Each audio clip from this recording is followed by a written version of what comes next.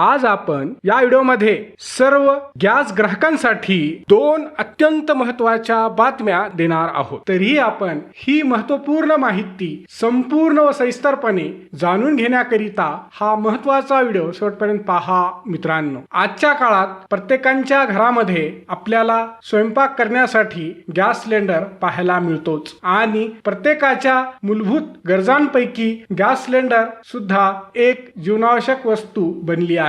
अशातच घरगुती gas cylinder बाबतीत एक महत्त्वाची बातमी समोर आली आहे। ग्राहकांनो लक्ष द्या, गॅस सिलेंडर घरपोच डिलिव्हरीच्या नियमात आता बदल करण्यात आलेला आहे। सिलेंडरची चोरी आणि काळाबाजार रोखण्यासाठी व योग्य ग्राहकांची ओळख पटवण्यासाठी सरकारी पेट्रोलियम कंपन्यांनी वन टाइम पासवर्ड नियम लागू केलेला होता। राज्यातील बऱ्याच शहरातील गॅस एजन्सीजनी आता ग्राहकांनी गॅस बुकिंग केल्यानंतर त्यांच्या रजिस्टर मोबाईलवर आलेला OTP देणे बंधनकारक केलेले आहे। या नवीन प्रक्रियेनुसार गॅस सिलेंडर घरपोच मिळवणे थोडे अवघड व किचकट होणार आहे। आता तुम्हाला गॅस सिलेंडर मिळवण्यासाठी तुमचा गॅस कंपनी सोबत लिंक असलेला मोबाईल क्रमांक म्हणजे मोबाईल नंबरवर आलेला OTP गॅस आणून देणाऱ्या कर्मचाऱ्याला सांगावा लागणार आहे, तेव्हाच तुम्हाला गॅस सिलेंडर मिळणार आहे। तुम्ही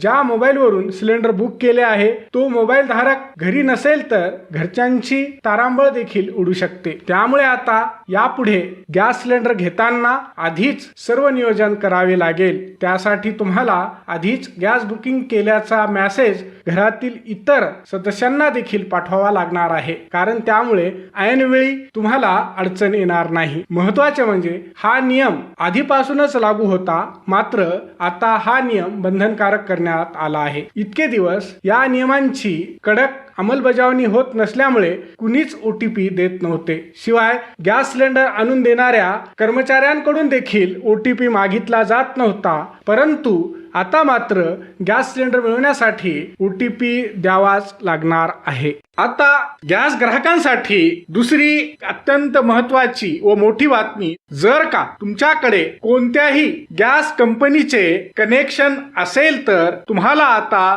LPG गॅस कनेक्शनची KYC करणे आवश्यक आहे, म्हणजेच eKYC करणे बंधनकारक करण्यात आले आहे। अन्यथा कायमचे गॅस अनुदान म्हणजेच गॅस सबसिडी देखील बंद होण्याची शक्यता आहे। अलीकडेच केंद्र सरकारच्या पेट्रोलियम आणि नैसर्गिक वायू मंत्रालयाने या संदर्भात आवश्यक निर्देश देखील जारी केले आहेत। यानुसार PMUI आणि सर्वसामान्य गॅस ग्राहकांना बायोमेट्रिक प्रमाणीकरण बंधनकारक करण्यात आले आहे। अलीकडच्या काळात LPG गॅस सबसिडी बाबतीत अनेक ग्राहकांच्या फसवणुकीचे प्रकार उघडकीस आले आहेत। त्यामुळे सरकारने LPG गॅसच्या eKYC बाबतीत कठोर पावले उचलली आहेत। सर्व घरगुती LPG गॅस ग्राहकांसाठी eKYC करणे सरकारकडून बंधनकारक करण्यात आले आहे। पेट्रोलियम व नैसर्गिक वायू मंत्रालयाने बायोमेट्रिक आधार प्रमाणीकरणाद्वारे हे काम पूर्ण करण्याच्या सूचना दिल्या आहेत। ही eKYC प्रक्रिया Bharat gas, HP gas, Indian गॅसच्या